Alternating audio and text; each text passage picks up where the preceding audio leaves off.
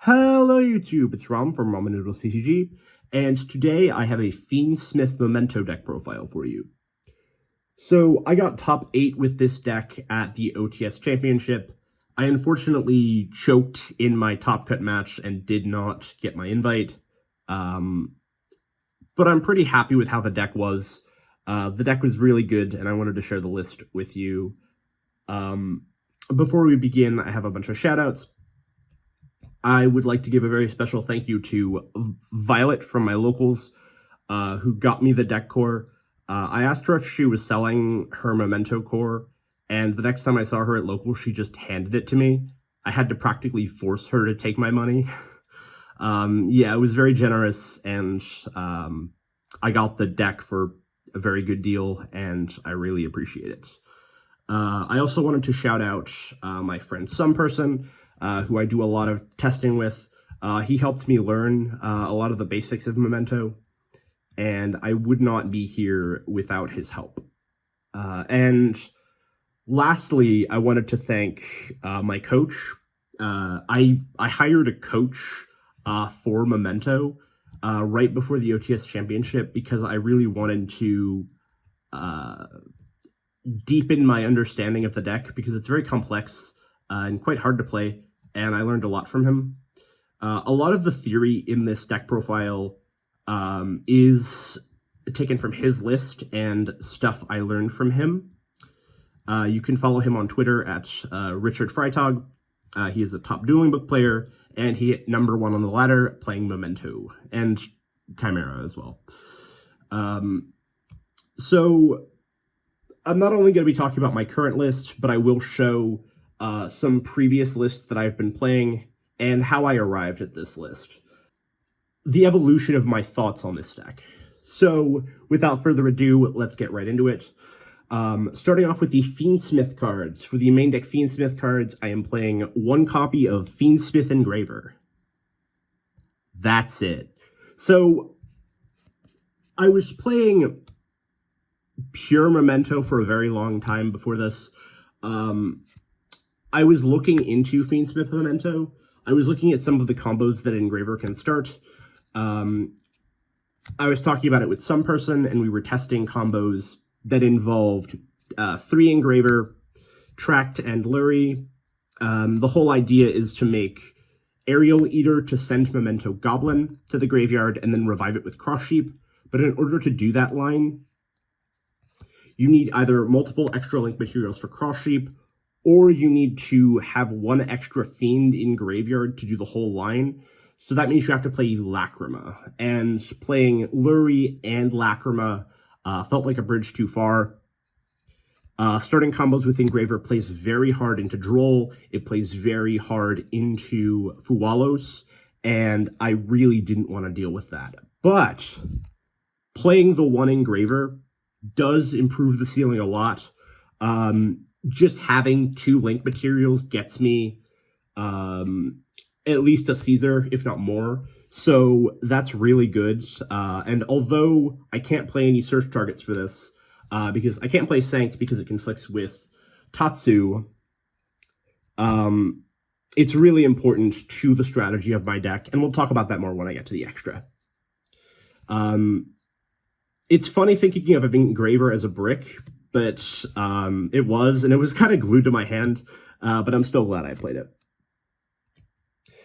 Moving on to some Mementos. For the one-ofs, we have Combined Creation, the Man of the Hour. So Combined Creation is the big boss. The summoning condition is not once per turn, but it requires a lot of materials to be shuffled. So we have to set up the graveyard first, and that's what the whole deck is designed around.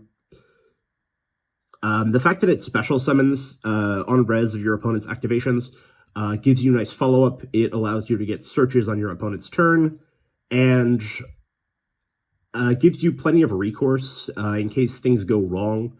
There's a lot of ways that this deck can recover from getting hit with things after you've set up your board, and it's surprisingly grindy, and Combined Creation is a big part of that.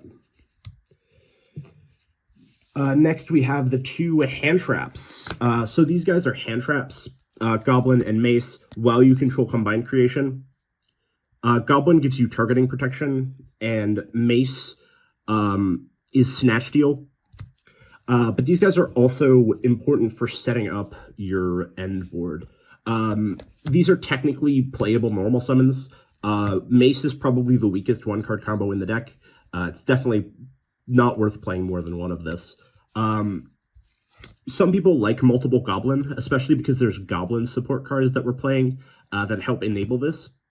However, the effect to send two is really important, and you always get to it later in your combo, so I'd rather not start with this. That's why I'm only playing one of each. On to some other one-ofs.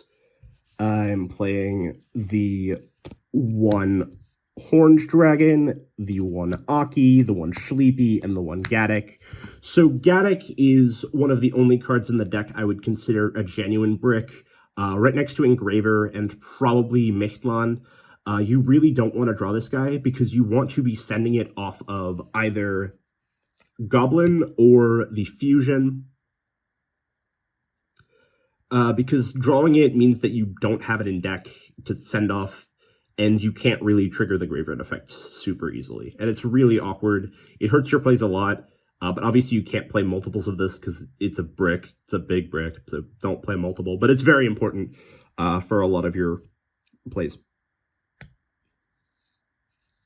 Sleepy is broken. This card is crazy. Because your fusion spell is once per turn, Sleepy is essentially how you make the other fusion. Oftentimes you will summon this and then fuse using a Memento on your field and one in hand, keeping the Sleepy on field to pop with the fusion to trigger the other effect to send from deck to grave. Yeah, Sleepy is very, very important in this deck. Sometimes you'll just use it as an extender. It's a good search off of the Searcher monster if you already have other things, which I'll talk about later. The restriction, or not a restriction, but the stipulation on the special summoning effect does come up a lot. It can make things pretty awkward if you get interrupted, and that's why we're not playing multiples of this. If this was just a free special at any time, we would obviously play more. But we can't, but it's a searchable one of, and it's very important. Akihiron is here for recovery. Great for combos. This is your only way to recycle banished cards. And the main thing you do with this is you use your fusion spell to pop it, and then you use the Aki effect to add back the banished fusion spell. Horned Dragon is insane. I was sleeping on this guy a lot. Not only is it a solid extender, but it's really important for your end board. The effect that triggers when it's destroyed is really, really good to interrupt your opponent with. You just pop it on your opponent's turn and trigger the effect to pop 2 face-up cards on your opponent's field. This is very, very nice. I wasn't actually playing this in the pure build that I was playing before. I didn't think it was necessary for the end board because I was mainly focusing on setting back the fusion spell. But in this build, it's incredible, especially because it's just another link material that you can use to make your Fiendsmith plays. Now, we've talked about all the one-ofs. Now, let's get into the starters. So, for the starters, I'm maxing out on all of them. I'm playing 3 Darkblade, 3 Anguish, and 3 Tatsu. So this is generally like the order you want to play them in. Darkblade summons Anguish, and Anguish searches Tatsu. That's the line. If you draw multiples of these, you want to start with Tatsu to bait out interaction. Tatsu usually pops itself to send 5 levels worth of mementos. If you only have Tatsu, you want to send Gaddock and Sleepy. if you have, if you're starting with something like Darkblade or Anguish, you want to send Sleepy, Goblin, and Mace.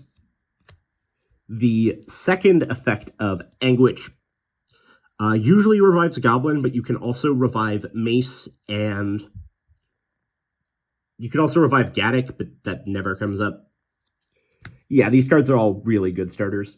I was playing Rhoda for a little while to search Darkblade, but it plays really hard into Droll, and I did not want to do that. Deck is consistent enough as is. Moving on to some of the extenders, we have the broken Memento quick plays. We have 3 copies of Memento Fusion and 3 copies of Memento Bone Party. Now, Bone Party is a simple searcher that can also summon from deck. Yeah, this card is broken. Because it's quick play removal for yourself, you can dodge targeting effects that would try to interact with you. For example, you can dodge Imperm and Veiler with this. So if you're playing against Memento, it's often a good idea to play around Bone Party by negating things with ignition effects like Darkblade and Tatsu on summon, rather than chaining to them. For example, if you were to respond to Tatsu's effect to pop with an Imperm, and your opponent chains Bone Party, the Memento player can just summon Horned Dragon, and then send 8 levels of Mementos from the deck to the graveyard, and then you've just lost the game at that point. So yeah, this card is broken. The fact that it's a quick play searcher means you can play around Droll with it. Really nice. Memento Fusion is completely busted. The fact that this can shuffle from grave as material is completely insane. This is the heart and soul of the deck. Some people don't like playing 3. I think that's incorrect. 3 is definitely really, really good, just because this card is broken and you want to draw it. The fact that it can search other Memento spell traps is really good. Like I mentioned earlier, you can pop Aki with this, and then Aki will add back to Fusion for you. And yeah, it's just really, really good.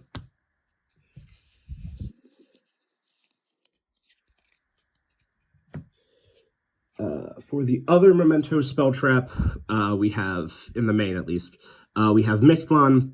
This is the field spell. It's searchable. It's searchable through your combo. And it's really important for continuing some of your plays. This summons from both hand and graveyard, which is really important for plays with your fusion and on your opponent's turn. The Armades effect never comes up, but it does exist. The fact that you can reset your back row in the end phase is really useful because you have a lot of foolishes. So you can like dump your trap post side and then reset it during the end phase. Yeah, it's really important. On to some honorary Memento spells. We have 2 copies of Goblin Biker Grand Breakout and a 1-for-1. So Goblin Biker Grand Breakout tributes a monster and then summons Memento Goblin from deck. I'm only playing 2 because I'm only on 1 Goblin. I've seen some lists play 3 Breakout and 2 Goblin. You can do that, but I've been having success with this, and I think it's alright. I might try the 3rd Breakout at some point, but we'll see. 1-for-1, I think, is better than Rhoda. It helps you after you get interrupted, which Rhoda really doesn't do. It's proper extension rather than just another starter, and it doesn't play into Droll as hard. It's also a thrust target, which does come up because I'm playing thrust in this deck. Speaking of thrust, I am opting for board breakers instead of a large hand trap lineup in this deck, because I think it fits the metagame a bit better. This was a recommendation from my coach. Beforehand, I was playing a fairly large number of hand traps. I think I had like 13-ish in the main, and it was okay. but these work a lot better. So for the breakers, I'm playing 3 Thrust main, the 1 talent to go with it, and 3 Super Poly. Super Poly is really good this format because you can hit like Fire King Snake Eyes, and Super Poly is not that great against U-Bell, but you can use it against U-Bell. It's also a pretty good set that you can flip up during a Tenpai player's battle phase to end their turn, which is really important. And yeah, it's really good. Thrust is really good. It helps you play around with stuff like Shifter and Droll and all those terrifying hand traps. You play around hand traps pretty well in this deck, but Thrust is always helpful. We don't have an archetypal spell to search off of this, but we do have 1-for-1, which is pretty good to search going second, and obviously there's talent.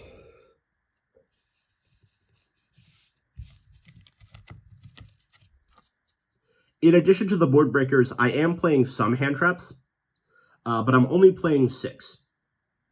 I am playing 3 copies of Ash Blossom, 1 Imperm, 1 Perulia, and 1 Fualos.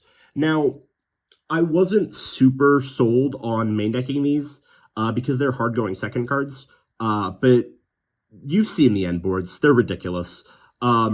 Memento should win going first anyway, and you just really need the help going second. This should be a second Fualos. I couldn't get the card in time for the tournament. I might play 3 if I ever get a third one, but for right now, I'm working with this. Ash Blossom is to counter the Mulch armies. Obviously, it is a very generic hand trap that is good in almost every matchup, but it's not always high impact. But the fact that it beats the Mulch armies is really important. You can play around Fualos and Perulia, but it's not pretty. Some of the lines kind of suck, and Perulia specifically gives you a hard time, so having Ash there to help beat the Mulch armies is really important. And because we're playing Thrust in this deck, I wanted a going first Thrust target that is in the main deck, and Imperm fits the bill pretty well. Just a really good card.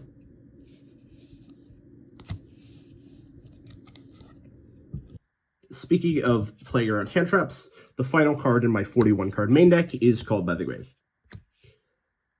It's actually pretty good going second in this format, which I think is a really huge bonus. You could hit things like Promethean Princess, Phantom of U-Bell, the branded guys. It's really good. Oh, Seals, in addition to just, being good against hand traps.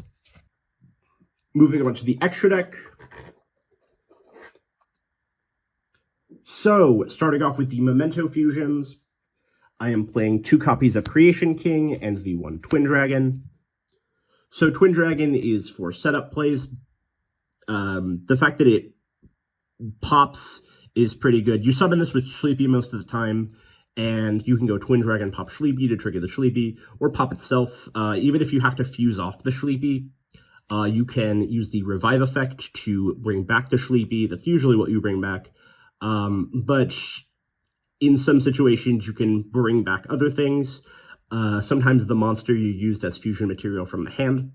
Like, let's say you started with Darkblade, and then your opponent interrupts you, and you go for a Sleepy play. You can fuse it with Anguish, and then pop the Twin Dragon, and then Twin Dragon bring back the Anguish, and then you can do stuff like that. If that made any sense.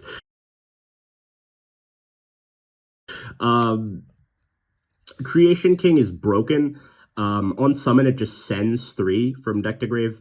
It also sends from extra deck. You want to send a second copy of itself because it searches Mixtlan. This is how you get Mixtlan in play. This is usually how you send Gaddock. You send Gaddock either off of this or Goblin. You can also get Aki into rotation this way, or just other names for combined creation. The pop effect is also really nice. When this thing pops, it will trigger Mictlan, so you have follow up in that way. And yeah, you get a really nice resource loop going with this. Oftentimes you can make this on your opponent's turn, even if you have to link it off or shuffle it back, which does happen a lot, but you make it again on your opponent's turn, which is really nice. Moving on to the Fiendsmith combo, we have the Moon, the Requiem, Necroequip Princess, Caesar. Instead of Desiree, we're going for a Nightmare Griffin combo, Sequence, Baphomet. This is pretty interesting, so I'll talk about this. So, Baphomet sends a Beast, Fiend, or Illusion monster from deck to grave on summon. That's not super important for Game 1 scenarios, but I am side decking a target for this. That really helps out in certain matchups, which I'll go over when I talk about the side deck. But the real star of the show is the second effect. Or rather, the quick effect on your opponent's turn.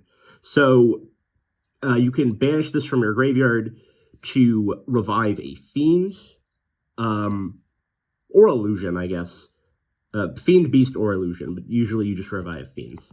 So, the combo goes, you do the Fiendsmith combo, you link up into Nightmare Griffin, you link the Nightmare Griffin off for Sequence, you Sequence summon Baphomet, Baphomet send another name, then you go SP Little Knight, banish the Griffin, and then on your opponent's turn, you can Baphomet effect, banish itself to bring back the Griffin. Then you have Nightmare Griffin set up, which is really crazy. It's a really strong addition to the end board, and it's just so good. I lost my Ultra Rare, so I had to go to a store in Delaware and dig around in their bulk for 2 hours to get this before the OTS Championship, but it paid off, I think. Crush Sheep is really good for some combo lines. Oftentimes you'll use Fusion to make Combined Creation or Creation King, excuse me. Creation King pointing to the zones, one of the Crush Sheep zones. You go Creation King, Chainlink 2, Crush Sheep, Chainlink 1, so you can revive what you dump with Crush Sheep. This helps you make the big Nightmare Griffin line that I talked about earlier, because that does use a lot of link material, but you do generate a lot of link material playing this deck. Moving on to the Super Poly targets, I am playing the 1 Garura, the 1 Muddragon, and the 1 copy of Chaos Star Source Dragon. Now, this card is for Centurion, but it also beats Dragon Link. This was a recommendation from my coach. The only time I played against Centurion at the OTS Championship, the Centurion player was kind of a god, and he didn't play into Super Poly once because he knew I had it. So, yeah, it didn't come up, but it's still okay. Feel free to cut this for something like Guardian Chimera. I was playing Guardian Chimera before, and it's obviously really good in the pure build, but we have less room in the Fiendsmith version. It comes up sometimes. I miss having it occasionally, but it doesn't come up that much. Just being able to summon Creation King with Fusion is usually good enough. And these are just like the Super Poly classic. Moving on to the side deck. Starting off, I have 3 copies of Droll and Lockbird, and 3 Retaliating Sea. These are some more hand traps. Retaliating Sea is really good for all these Azamina matchups, mainly Azamina Snake Eyes and Azamina Fire King Snake Eyes. Snake Eyes really can't deal with a Macrocosmos, and if you chain it to Sacred Azamina, it just doesn't, it resolves without effect because it can't send the Sinful Spoils to the graveyard because it gets banished. This does play into Thrust, so you have to be mindful of that. That happened a couple times, but I actually always opened the Ash with the Retaliating Sea. So I was able to Ash the Thrust and win the games that way. Kind of crazy. Droll is specifically good against Fire King Snake Eyes, but it's also good in a bunch of other matchups. It's okay against Yubel. It's surprisingly decent against Centurion. It's good against a lot of rogue decks. It's good in the mirror. Just a solid card. On to some going first side deck cards. I have 3 copies of D-Barrier, 1 Different Dimension Ground, the 1 Cranium Burst, and the 1 Diabells. So these are thrust targets. This is obviously for Tenpai, but it also beats Ritual Beast and Branded and all of those kind of decks. Different Dimension Ground is the thrust target for Snake Eyes. And yeah, these cards are crazy. DDG puts in insane work. You gotta play this. You could try to find a route for Tikaboo, but it's not searchable. Maybe over the 3rd D barrier. We'll see.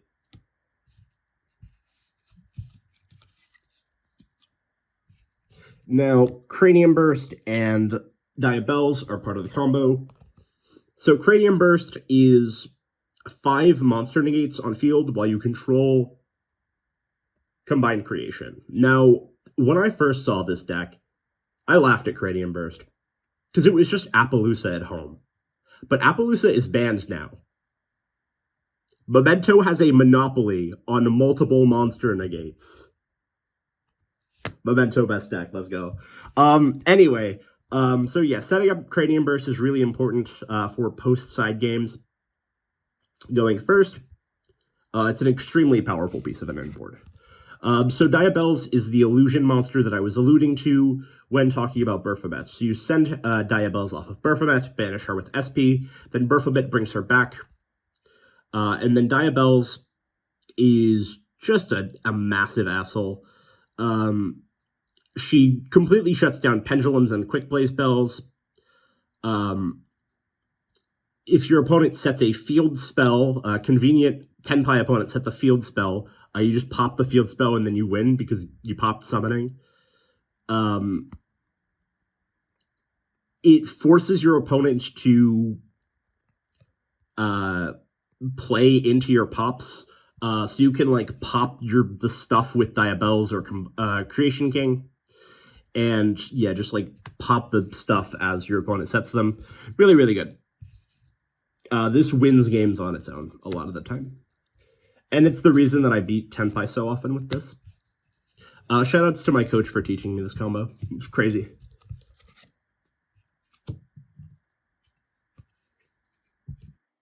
And I'm also playing some backer removal.